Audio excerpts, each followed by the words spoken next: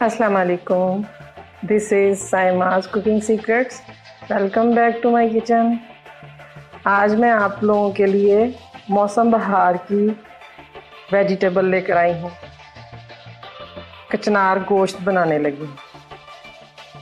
जब मौसम बहार शुरू होता है तो कचनार की कलियाँ लगनी शुरू हो जाती हैं और ये सब्ज़ी हमें बहार के मौसम की आमद का पता देती है।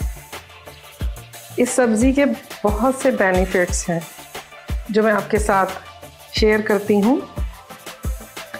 कचनार के फूल, पत्ते, जड़, छाल तिब्बे यूनानी में बहुत सी अद्वियात में इस्तेमाल होती हैं। इसमें विटामिन ए, बी, सी की अच्छी खासी मकदार होती है। इसको खाने से पेट के कीड़े भी ख़त्म होते हैं। मैदे में अगर किसी के ज़ख़म हो तो उसके लिए भी खाने के लिए बहुत अच्छी है। बवासीर के पेशेंट अगर ये ज़्यादा इस्तेमाल करें सब्ज़ी तो ये उनके लिए बहुत ही अच्छी है। इस सब्ज़ी से हमारा खून भी साफ़ होता है। दमे के पेशेंट हैं उनके लिए भी बहुत अच्छी है।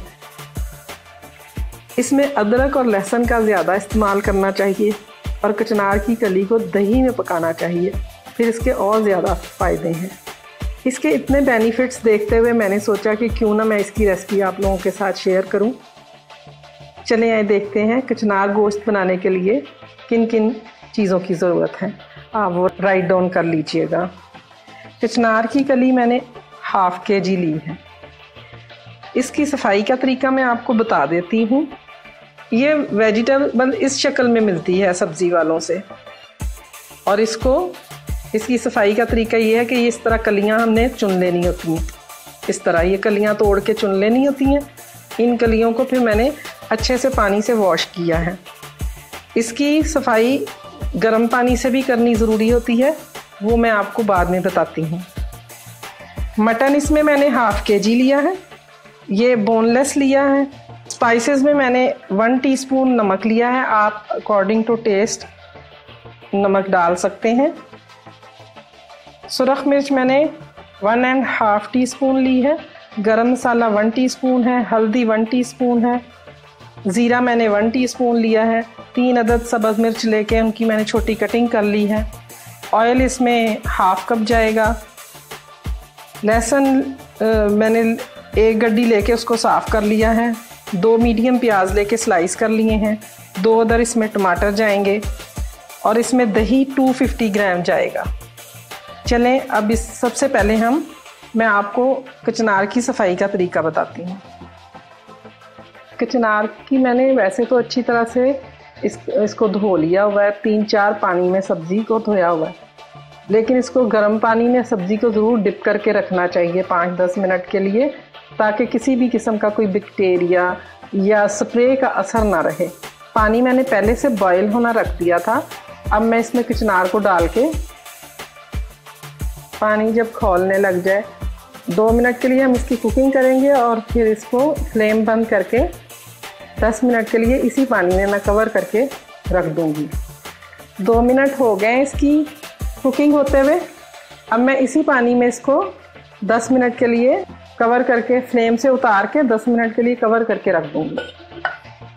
मटन मैंने हाफ़ kg लिया है। मटन की सफाई का तरीका मेरा ऊपर लिंक आ रहा होगा, आप वो लिंक क्लिक करें तो उसमें आपको सारा इसकी सफाई का प्रोसीजर देख लें।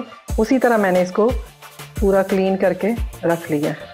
मटन को गलाने के लिए मैंने 2 गिलास पानी डाला है। इसमें मटन शामिल कर दूँ। इसमें लहसुन ऐड कर देंगे, प्याज और टमाटर मैं इसी तरह डाल दूँगी। मैंने चूँकि वेट में गलाना है इसको, कुकर में मैं गलाने लगी तो साबुत टमाटर ही इसमें अच्छी तरह से गल जाएंगे। अब स्पाइसेस डाल देती हूँ। नमक, मिर्च, हल्दी, ज़ीरा, गरम मसाला, सारे स्पाइसेस ऐड करने के बाद अब मैं कुकर को बंद करूँगी।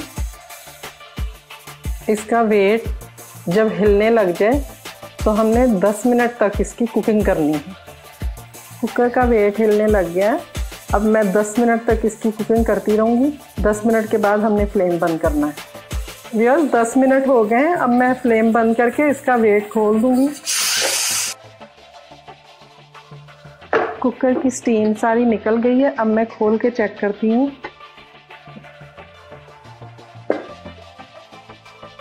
अब हम चेक करते हैं कि गोश्त गल गया। बहुत अच्छे से गल गया। अब मैं फ्लेम ऑन करूँगी। अब इसमें ऑयल डाल के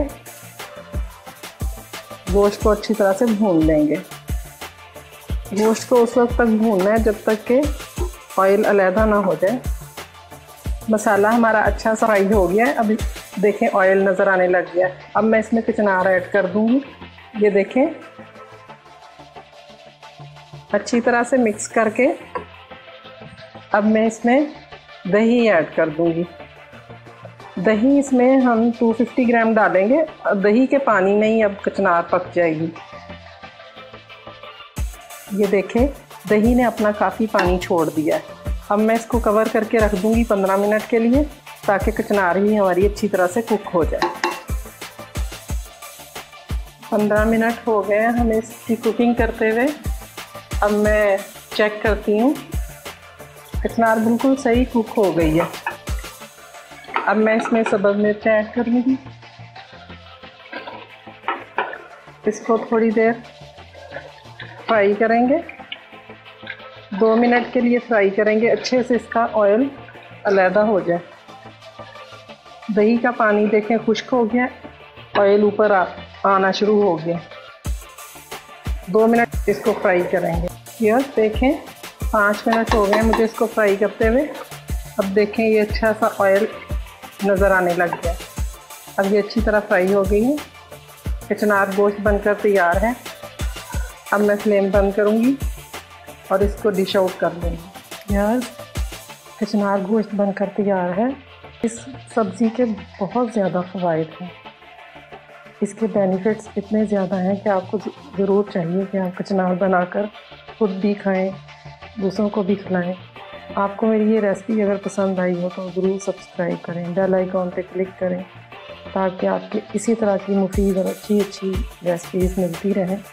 और मुझे फ़ीडबैक ज़रूर दें। किसी किस्म की कोई रेसिपी अगर चाहिए तो उसके लिए मेरे कमेंट बॉक्स में आप मुझे बता सकते हैं। आप जो कहेंगे वो रेसिपी मैं ज़रूर इंशाल्लाह बनाने की कोशिश करूँगी। Thank you. अल्लाह हाफ़िज़।